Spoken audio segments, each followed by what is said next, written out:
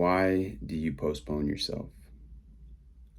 If you clicked on this video, it's because this sentence called out to you and resonated with you on some sort of deep level.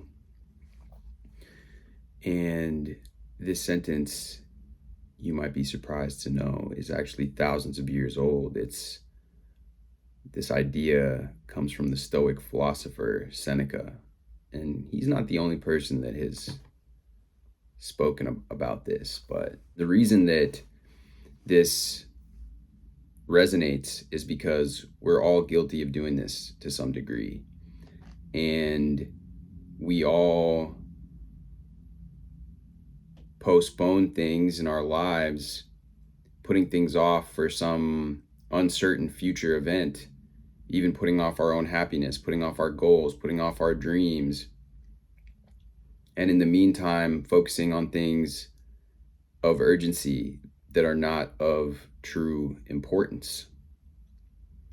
And being able to understand the difference between urgency and importance is something that takes reflection, and it takes a calm mind.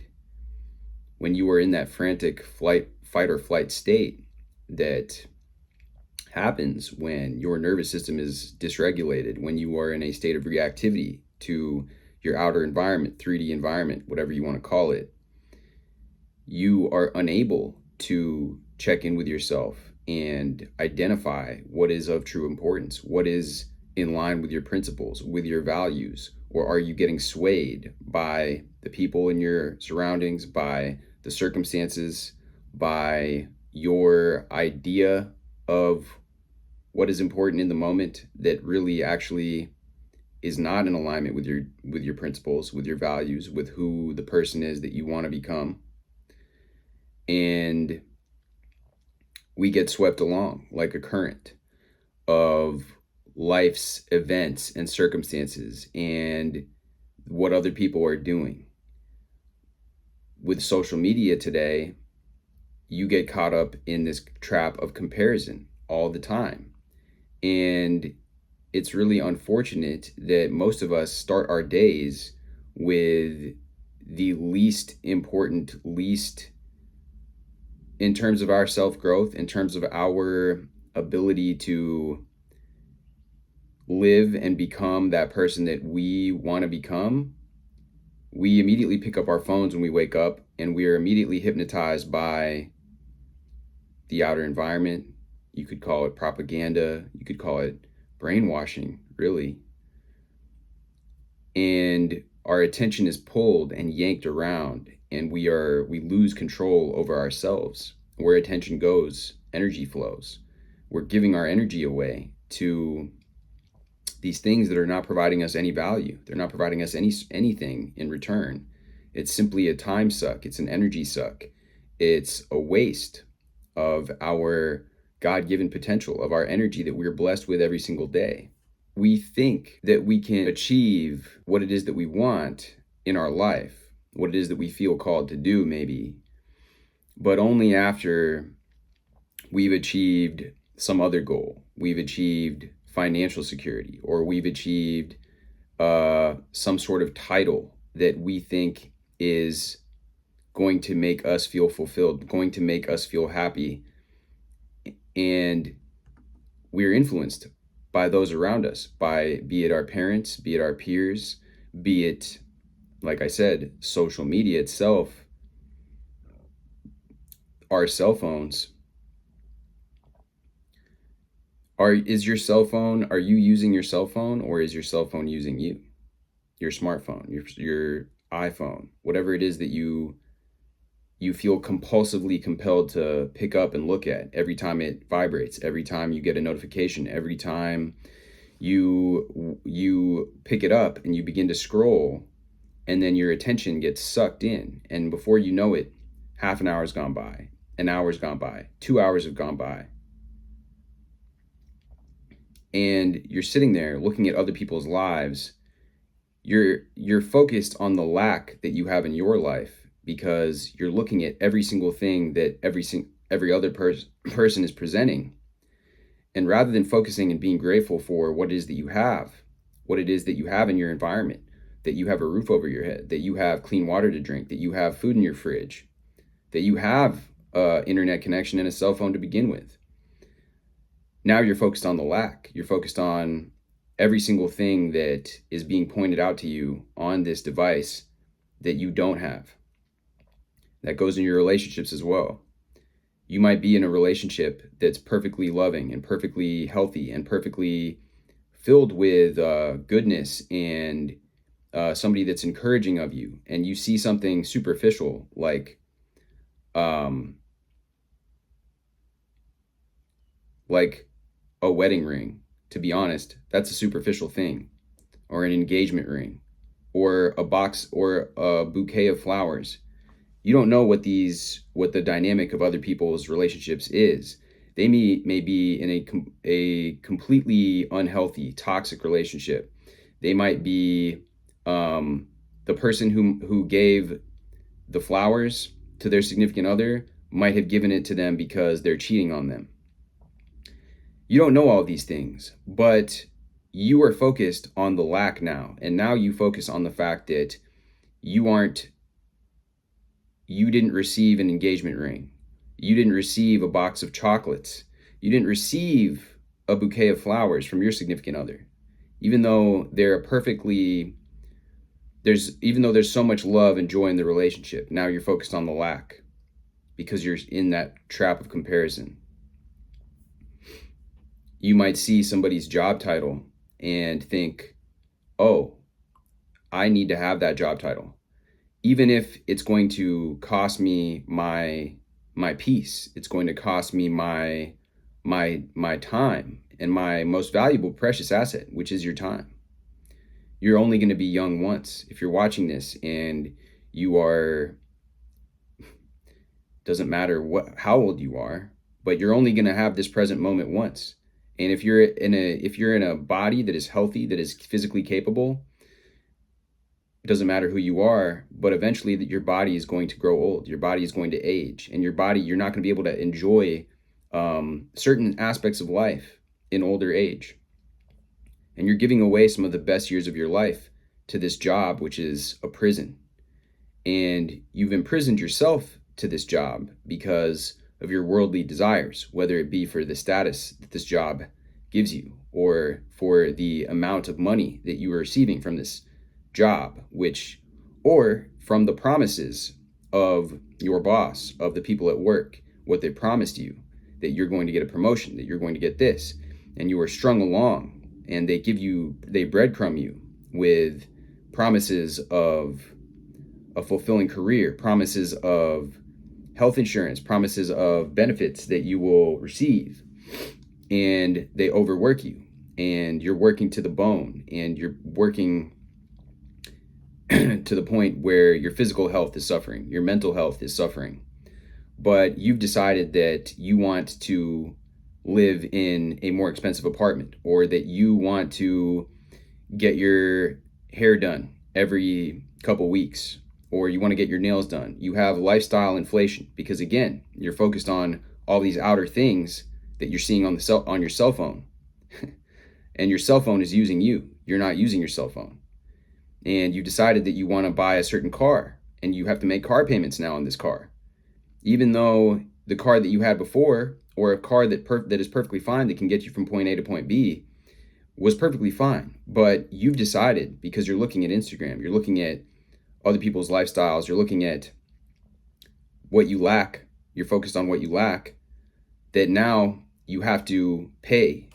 You have to pay with your blood, essentially, to support this new lifestyle that you want, to support this piece of metal that you've decided to acquire.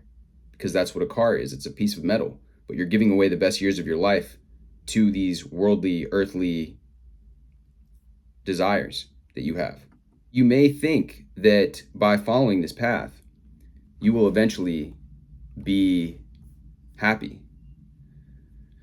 And the promise of this brighter future is like this carrot that you see, and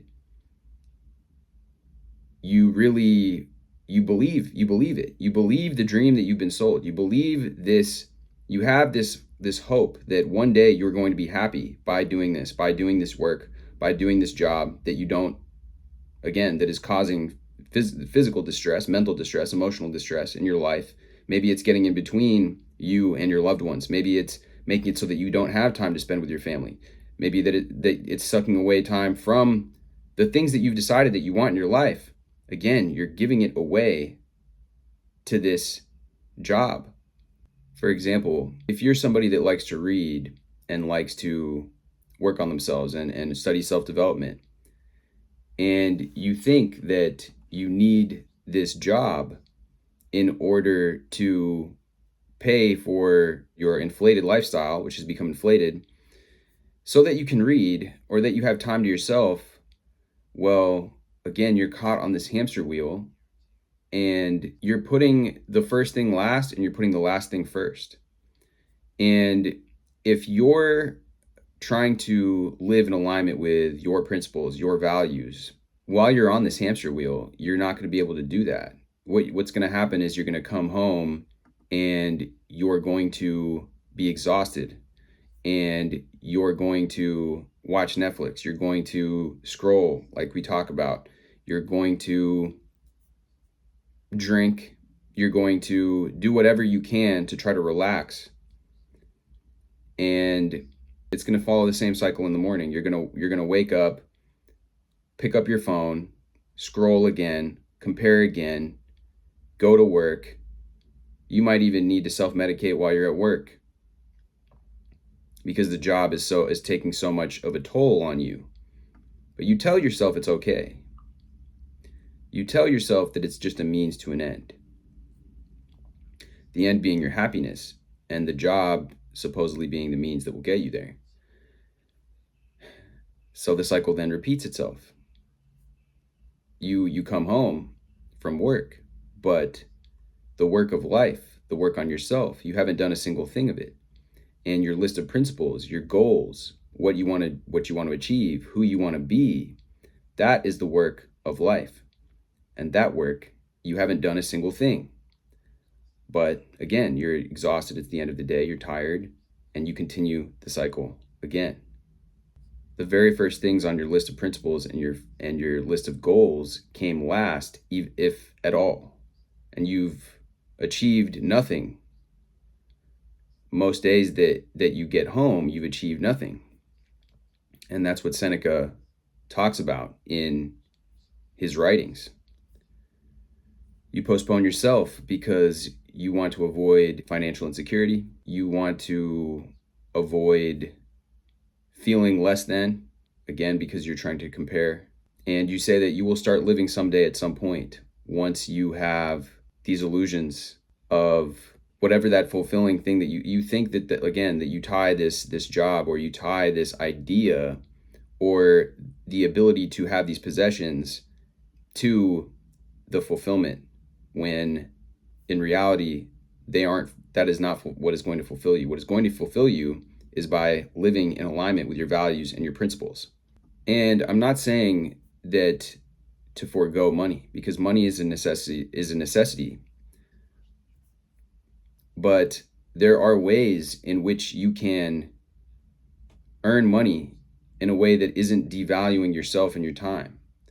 There's a way that you can find something that you actually feel fulfillment to do and use the path of making money, having a business, as also a path of self-growth. But you don't need this car payment. You don't need this crazy expensive apartment. You don't need to be inflating your lifestyle on a continuous basis. Most Americans in this country are living paycheck to paycheck. They have almost no money in their bank account because of their continued lifestyle inflation. And most Americans are driving cars which they don't need to have. You didn't need to buy that car.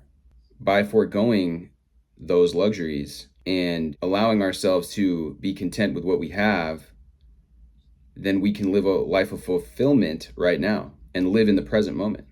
I'm going to read a section from what has really become one of my favorite books, called The Courage to be Disliked, called Your Life is Decided Here and Now. And I think it illustrates this point very well. So the book takes the format of a philosopher and a youth having a discussion. So the youth asks, so I'm unable to change because I myself keep repeatedly making the decision not to change. I don't have enough courage to choose a new lifestyle. In other words, I do not have enough courage to be happy, and that's why I'm unhappy. Have I got anything wrong? No, you haven't. Okay, in that case, what are the real measures I should take? What do I need to do to change my life? You haven't explained that yet. The philosopher says, you were right. What you should do now is make a decision to stop your current lifestyle. For instance, earlier I said, if only I could be like Y, I'd be happy. As long as you live that way, in the realm of possibility of if only such and such were the case, you will never be able to change, because saying, if only I could be like Y is an excuse to yourself for not changing. The youth says, an excuse not to change? Philosopher says, yes, I have a young friend who dreams of becoming a novelist, but he never seems to be able to complete his work. According to him, his job keeps him too busy, and he can never find enough time to write novels, and that's why he can't complete work and enter it for writing awards. But is that the real reason? No, it's actually that he wants to leave the possibility of, I can do it if I try, open, by not committing to anything. He doesn't want to expose his work to criticism, and he certainly doesn't want to face the reality that he might produce an inferior piece of writing and face rejection. He wants to live inside that realm of possibilities where he can say that he could do it if only he had the time. Or that he could write if he just had the proper environment, and that he really does have the talent for it. In another 5 or 10 years, he will probably start using other excuses like, I'm not young anymore, or I've got a family to think about now. The youth says, I can relate all too well how he must feel. Philosopher, he should just enter his writing for an award, and if he gets rejected, so be it. If he did, he might grow or discover that he should pursue something different. Either way, he would be able to move on. That is what changing your lifestyle is about. He won't get anywhere by not submitting anything. The youth says, but maybe his dreams will be shattered. Philosopher says, well, I wonder. Having simple tasks, things that should be done, while continually coming up with various reasons why one can't do them, sounds like a hard way to live, doesn't it? So, in the case of my friend who dreams of becoming a novelist, it is clearly the I, or the self, that is making life complicated and too difficult to live happily. But that's harsh. Your philosophy is too tough. Indeed, it is strong medicine. The philosopher says, but if you change your lifestyle, the way of giving meaning to this world and yourself, then both your way of interacting with the world and your behavior will have to change as well. Do not forget this point. One will have to change. You, just as you are, have to choose your lifestyle. It might seem hard, but it is quite simple. And this book is based in Adlerian psychology. And I will be dropping a video regarding the book soon. While we're postponing our lives, while we are postponing what truly matters to us, life is passing us by. Let this be an inspiration to you, and take this as a sign to begin to live in alignment with your values, in alignment with who it is that you want to become, and begin to live today. As stated in this book, there will always be excuses. When you grow old, you will tell yourself, well, I'm not young anymore. When you're young, you tell yourself, well, I don't have enough experience. At every single point in life, there will always be an excuse, and it's up to you to take action, take imperfect action, take messy action, and allow yourself to fail, allow yourself to stumble. Every single person that has achieved success, that is the biggest common denominator, is that they allow themselves to fail repeatedly, over and over again, on the path towards success, and they didn't give up. So, with that being said, much love as always. Drop this video with a like, hit it with a comment, hit me with a subscribe if you've not done so already, and I will see you in the next video.